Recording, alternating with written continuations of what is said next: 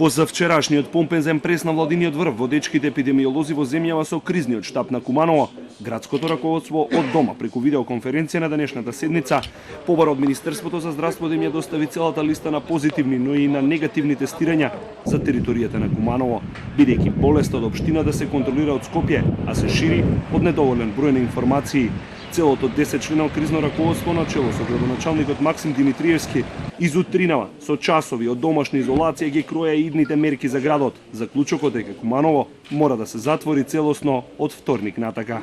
Бараме од владата на Република Северна Македонија да ја издвои општина Куманово и незината територија од рамката на општите мерки на владата на РСМ, кои важат за севкупната територија, со дополнителна 14-дневна 24-часовна изолација, карантин во посебни услови, кој ќе важи од вторник 21.4.2020 и ќе трае до понеделник 4.5.2020 со почитување на досегашните донесени мерки од владата на Република Северна Македонија, како и дополнителни претходно јасно дефинирани постапки во ваква ситуација од страна на ОШЗС на општина Куманово.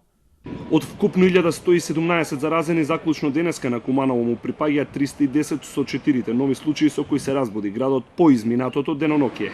Ковид заразата од синоќ е за прв пат детектирани во дом за стари лица во Куманово. За Димето Зафир Сајто, освен негата за стари лица, сега на листата имаат и тројца позитивни. Се сомнева дека вирусот го добила една корисничка на домот откако минала лекување во болницата и била вратена без знаење на вработените дека е позитивна на коронавирусот. Освен неа, позитивни се и две вработени, а сите останати вработени биле во самоизолација од почетокот на април. Куманово е македонскиот Њујорк, а ако се погледнат статистиките подетално, со над 310 заразени е град со 6 пати повеќе пациенти по глава на жител од Скопје.